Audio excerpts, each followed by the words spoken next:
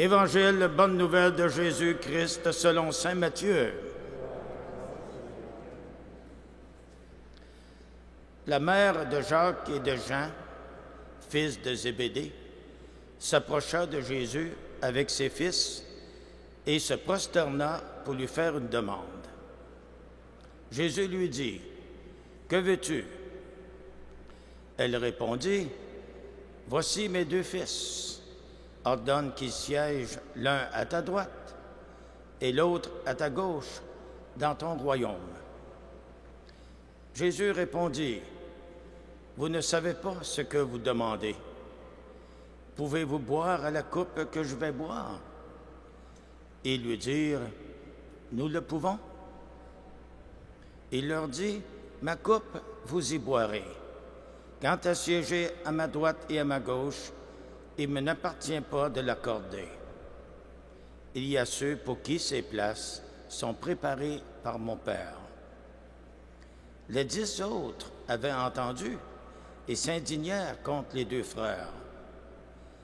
Jésus les appela et leur dit, « Vous le savez, les chefs des nations païennes commandent en maître, et les grands font sentir leur pouvoir.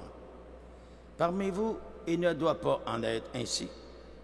Celui qui veut devenir grand sera votre serviteur, et celui qui veut être le premier sera votre esclave.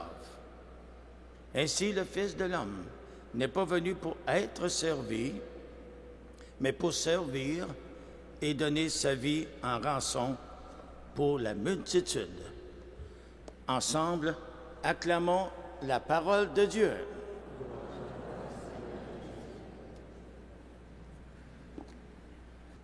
Mes chers amis, l'Évangile que nous venons d'entendre nous démontre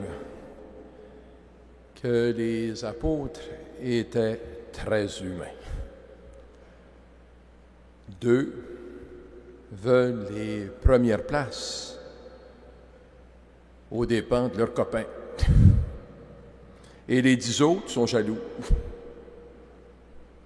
Alors, si on cherche la perfection chez les meilleurs amis du Christ, comme moyenne, c'est pas fort. 0 sur 12. Cependant, tous ont fini par donner leur vie pour leur ami Jésus. On dirait nous autres, il faut le faire. Leur témoignage est tellement dérangeant que leur entourage ne pouvait pas tolérer ce qu'ils disaient et ce qu'ils faisaient, parce qu'ils étaient vrais. Tous, sauf un, ont subi la mort violente du martyr à cause de leur foi. Encore aujourd'hui, nous, on est à l'abri, mais encore aujourd'hui, il y a des hommes et des femmes qui sont assassinés à cause de leur foi au Moyen-Orient. Vous avez vu le film aussi, des moines en Afrique Nord, de Dieu et des hommes. Parce que dans le passé, notre Église, c'est peut-être l'Église d'ici, l'expérience de l'Église que nous avons vécue ici, a occupé peut-être trop de place dans la vie. Les croyants et les croyantes que nous sommes d'aujourd'hui, parfois nous n'osons plus parler ou agir. Je comprends, je vous comprends, on se comprend.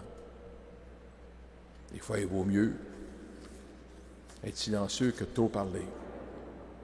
Cependant, l'apôtre Paul, dans la lecture d'aujourd'hui, le passage que nous avons lu de sa lettre aux Corinthiens, nous dit, l'Écriture dit « J'ai cru, c'est pourquoi j'ai parlé. » Et nous, les apôtres, animés de cette même foi, nous croyons nous aussi, et c'est pourquoi nous parlons.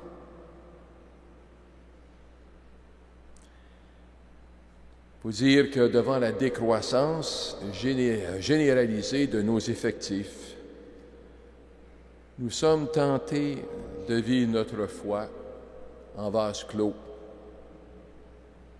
Et parfois, malheureusement, seulement de nous consoler en ressassant les bons souvenirs du passé. La parole que nous devons prendre aujourd'hui ne peut être une parole de pouvoir, mais une parole de service. C'est en prenant la tenue de service que le monde finira par croire en celui qui nous habite et que notre Église y gagnera en crédibilité. On a entendu dans l'Évangile, celui qui veut devenir grand sera votre serviteur. Et ne soyez pas comme les chefs païens qui commandent en maître.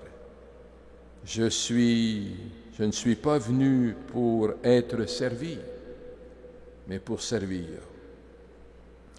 Je ne sais pas si vous savez, mais les enquêtes sociologiques les plus récentes à propos de l'attitude des jeunes, surtout des jeunes de 16 à 29 ans, 16-30 ans,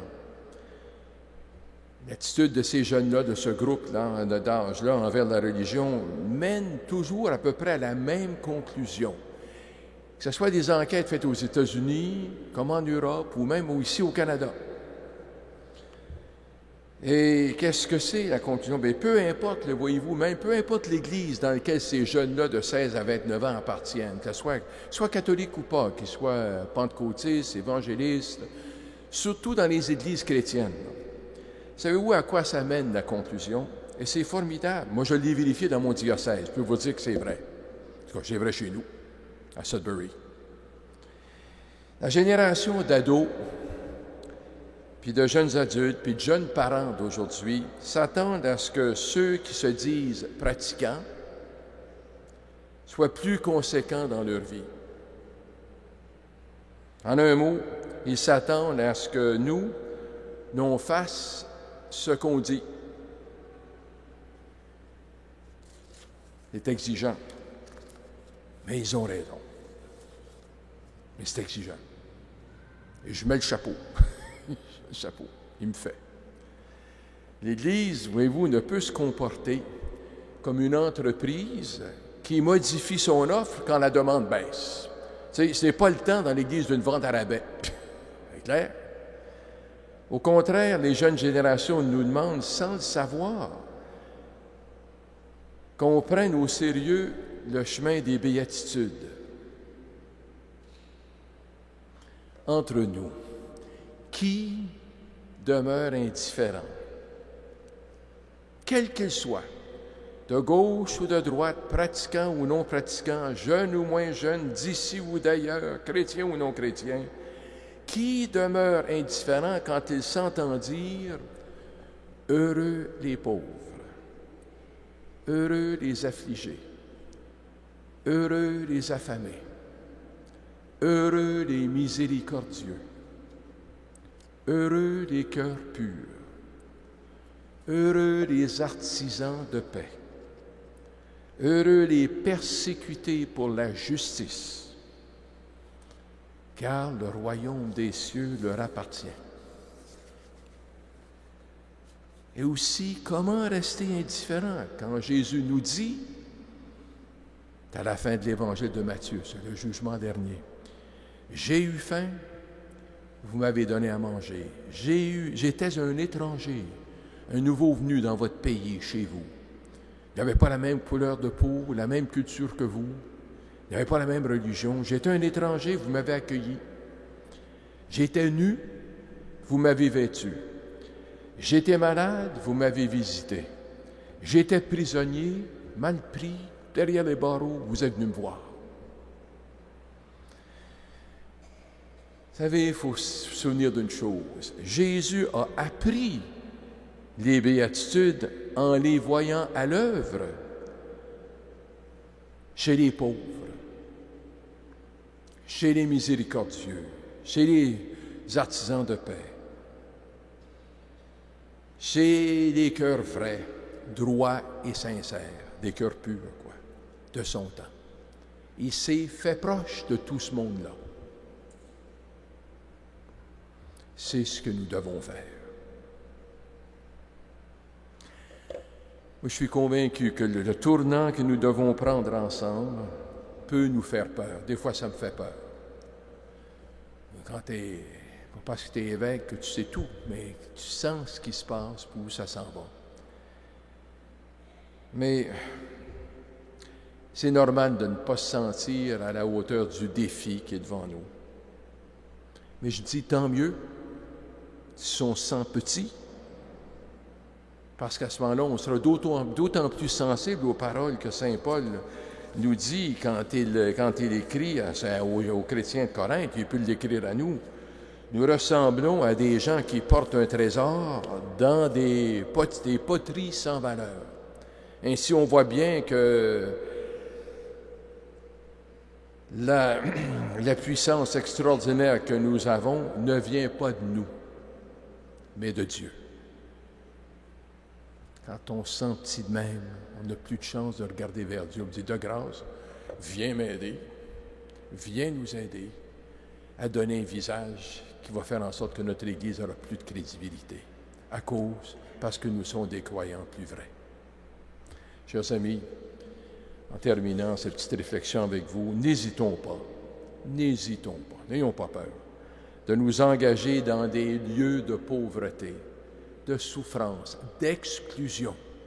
Chez les jeunes tolérants, qu'on exclut qui que ce soit pour quoi que ce soit. Ils ont raison. Et n'hésitons pas à nous engager aussi dans les milieux où parfois on fait l'expérience de la désespérance. Ainsi, le monde verra que son avenir et la plénitude de notre humanité demeure en Dieu et notre frère, Jésus le Christ.